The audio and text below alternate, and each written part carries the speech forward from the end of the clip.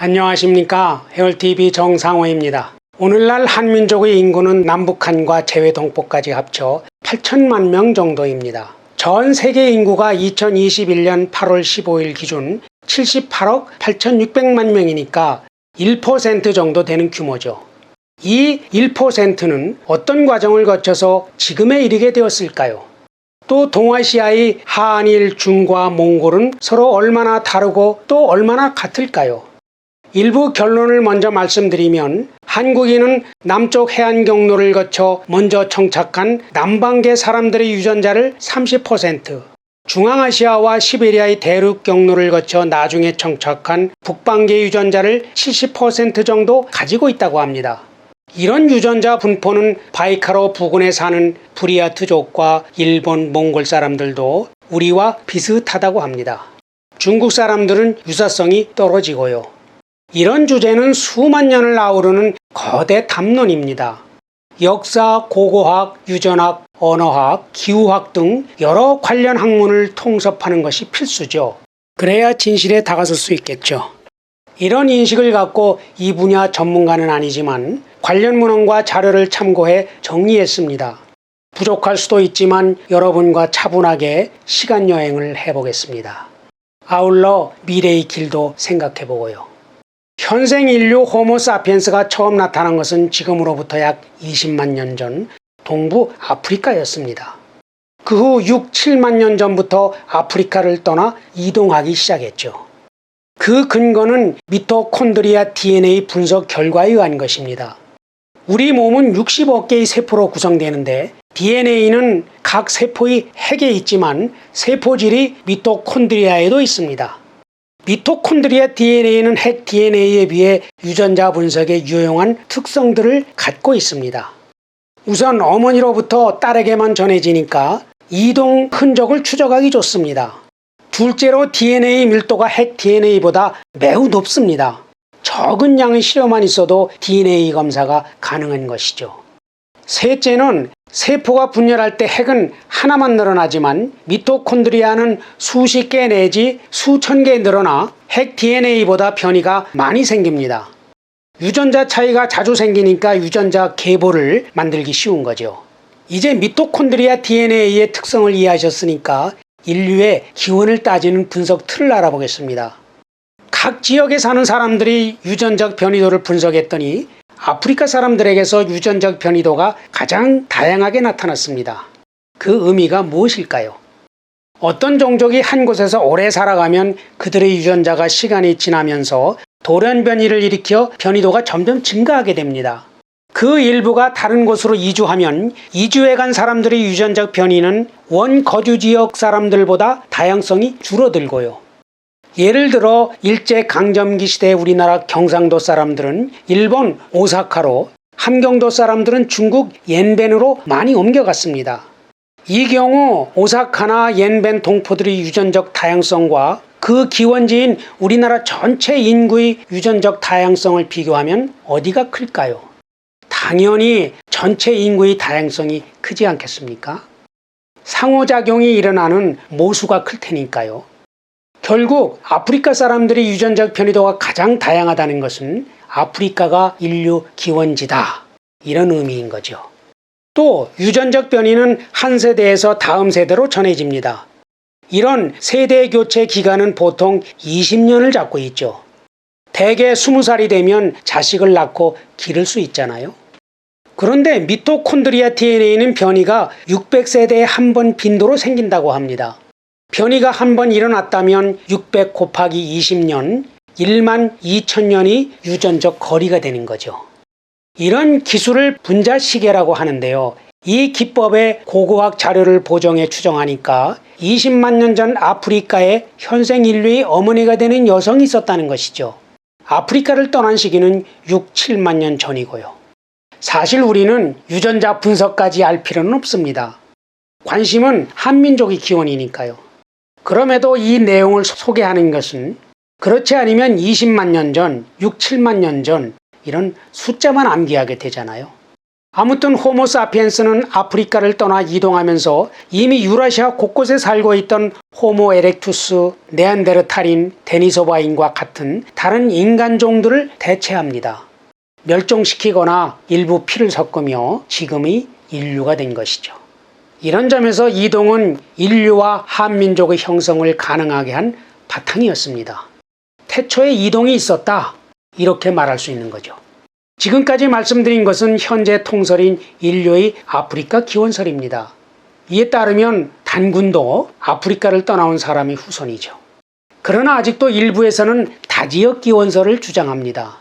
그 지역에 있던 직립 원인이 독립적으로 진화했다는 거죠. 이런 생각과 쉽게 연결될 수 있는 것이 건국신화입니다.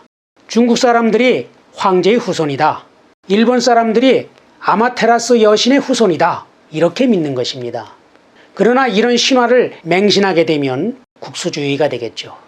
아무튼 한민족의 기원을 찾으려면 아프리카 현생 인류의 이동 경로를 알아야 하잖아요. 일반적인 견해는 우선 아프리카와 아라비아 사이 홍해를 건너 유라시아로 들어간 것으로 보고 있습니다. 당시는 빙하기여서 지금보다 해수면이 25m 정도 낮았다고 합니다. 섬이 노출돼 징검다리가 되고 바다 건너 신천지가 빤히 보였을 것이라는 거죠. 원시시대 바닷가가 어땠을까요? 아무도 살지 않고 조개와 생선 등 먹거리를 구하기 쉬웠겠죠. 밀림의 맹수도 별로 없었을 것이고요. 고대 인류에게는 끝없이 이어지는 신천지고 걷기 좋은 포장도로였던 거죠. 바닷가를 따라 이동한 경로를 추정한 그림인데요. 아프리카에서 해안을 따라 계속 이동해 동쪽 끝 일본과 한반도, 산둥반도에 도달하죠. 일본과 타이완에 처음 사람이 살기 시작한 것이 약 3만 년 전이니까 아프리카를 떠난 지 3만 년쯤 지나 도착한 것이죠. 동아시아 지역은 지금은 바다로 나뉘어 있지만 당시 황해와 남해는 육지였습니다. 걸어서 다닐 수 있었던 것이죠. 이 그림은 세계 각지 사람들이 미토콘드리아 DNA 유전형 분포도입니다.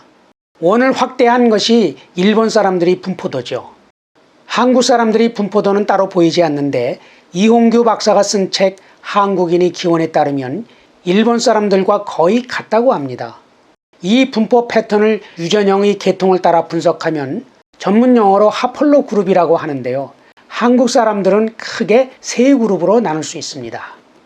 두 개 그룹은 해안선을 따라 시차를 두고 이동해온 남방 그룹이고, 세 번째는 중앙아시아를 거쳐 시베리아를 통해 들어온 북방 대륙 그룹입니다. 남방과 북방의 비율은 영상의 시작 부분에서 말씀드렸죠. 남방계가 30%, 북방계가 70%죠. 한민족의 주류를 이루는 북방계의 이동로는 후기, 구석기, 초기 유적들이 분포를 통해서 쉽게 알 수 있습니다. 후기 구석기 문화는 아프리카를 떠난 현생 인류가 만든 문화거든요. 빨간색 작은 네모들이 유적들인데요. 이 유적들을 연결하면 곧 인류의 이동로가 되는 것이죠.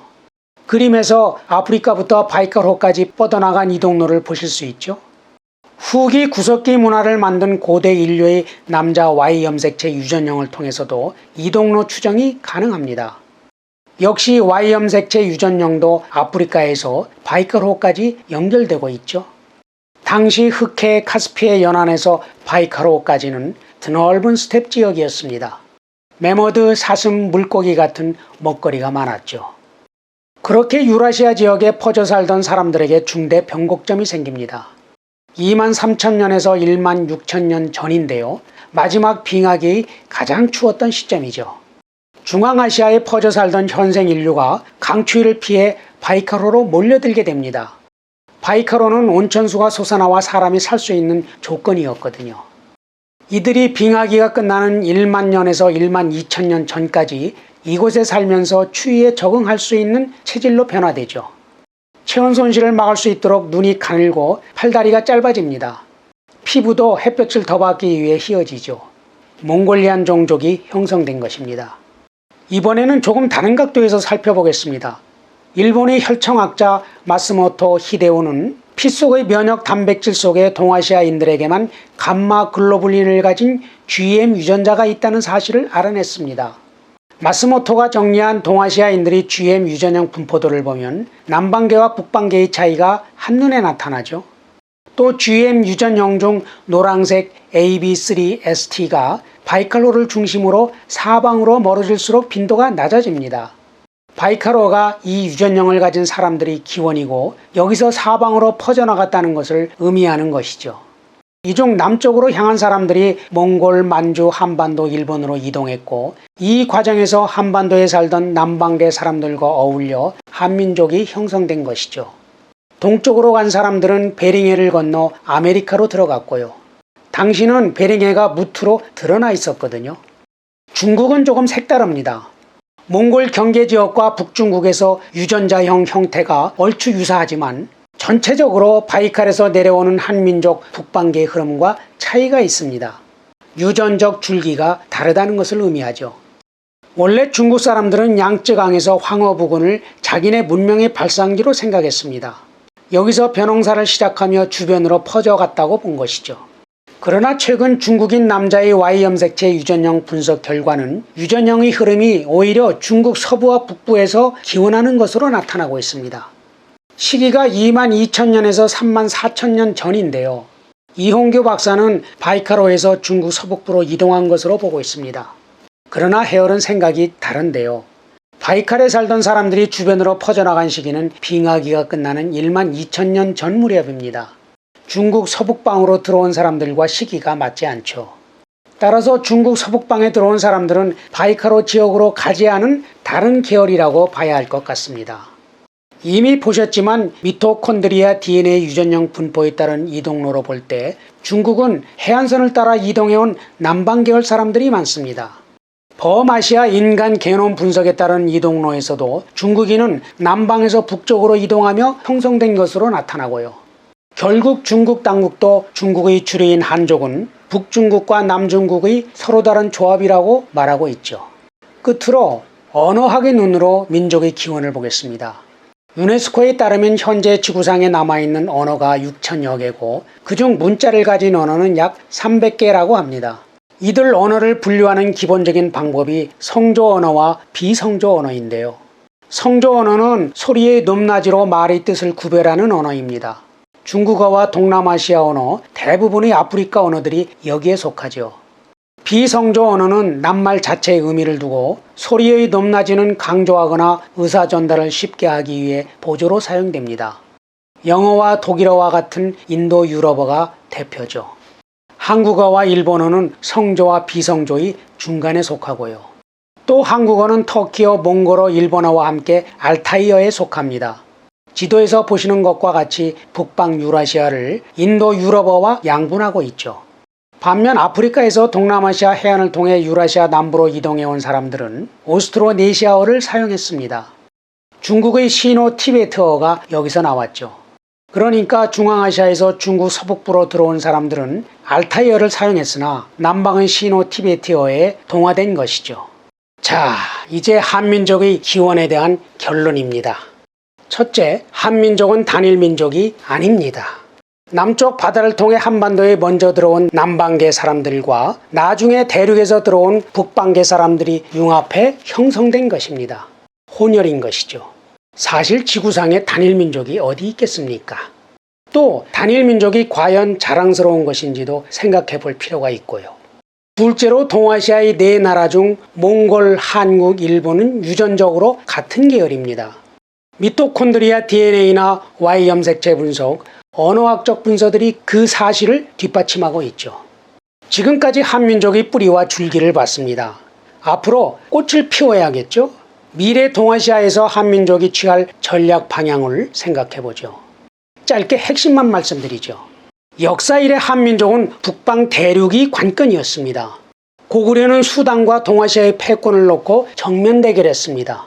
결과는 허망했죠. 수당의 건국 세력인 선비족은 한족으로 동화된 지 1000년이 넘었고요. 고려는 세계제국 몽골의 고슴도치처럼 저항하다가 사두리 나라 친족 국가가 되었습니다. 지금 몽골은 내륙에 갇혀 외로운 신세고요. 조선은 명과 청의 조알이었습니다.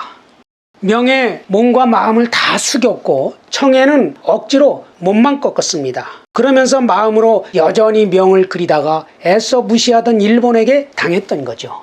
명은 정통 한족이고 청의 만주족은 한족에 동화됐죠.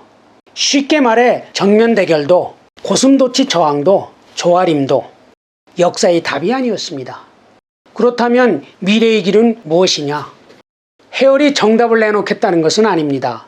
그럴 능력도 안 되고요. 다만 이 점은 말씀드려야겠는데요.